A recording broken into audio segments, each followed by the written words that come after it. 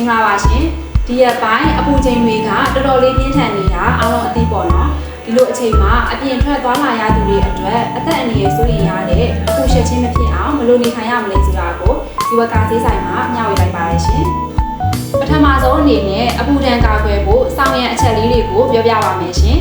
ရေငတ်တာကိုမဆောင်ဘဲတနေ့ကုန်ရေကိုခက်စိတ်စိတ်တောက်ပေးပါလိုအပ်ရင်တစားရည်လည်းတောက်လို့ရပါတယ်အဝတ်စားဝတ်တဲ့အခါခြိသားလိုမျိုးလေးဝင်လေးထွက်ကောင်းပြီးအယောင်ထောတဲ့အဝတ်စားလေးတွေကိုရွေးပြီးဝတ်သင့်ပါတယ်အပြင်ထွက်တဲ့အခါထီးအုတ်ထုပ်ဒီကာမျက်မှန်မမေ့ပါနဲ့ sunscreen လိမ့်ဖို့လည်းအကြံပြုလိုပါတယ်အပြင်မှာသွားလာနေရင်အရန်ပူလာတယ်ဆိုရင်တော့အရေးအောက်မှာခဏနာပြီးမှဆက်သွားပါရှင်ရှောင်းရမယ့်အချက်တွေကတော့အပူဆုံးအချိန်ဖြစ်တဲ့မွန်းတက်12နာရီကနေညနေ4နာရီအတွင်းနေပူတဲ့ဓာတ်ရိုက်ထွက်တာကိုတနိုင်သမျှအရှောင်သင့်ပါတယ်အပြင်ပြန်လာခြင်းချွေးမတိတ်ခင်ရေလုံးဝမချိုးပါနဲ့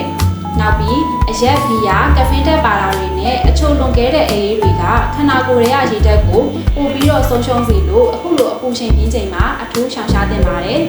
ကလေးငယ်လေးတွေနဲ့အိမ်ဝင်းကလေးဆန်တွေကိုလည်းပိတ်ထားတဲ့ကားထဲမှာခဏလေးဆိုပြီးတော့လည်းလုံးဝမထားခဲ့ပါနဲ့နော်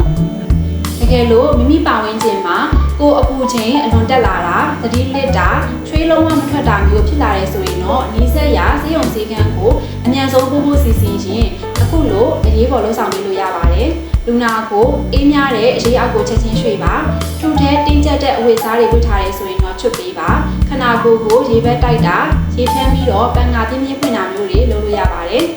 တကယ်လို့ရှိရဲဆိုရင်တော့ဂျိုင်းချာပေါင်ချာနဲ့လေမင်းဘေးတွေမှာထားပေးပါသတိရနေရဆိုရင်ရေဓာတ်စားတိုက်လို့ရပြီးသတိလစ်နေရဆိုရင်တော့ရေလုံးဝမတိုက်ပါနဲ့နော်အခုလိုအပူချိန်ပြင်းတဲ့ကာလမှာမိမိကိုယ်ကိုရောမိမိချစ်ခင်ရသူတွေကိုပါအထူးပြုဆိုင်ဖို့အတွက်ဇီဝကဈေးဆိုင်မှာတိုက်တွန်းပြစေရှင်အားလုံးပဲအပူဒဏ်ကင်းဝေးပြီးကျန်းမာကြပါစေရှင်ဇီဝက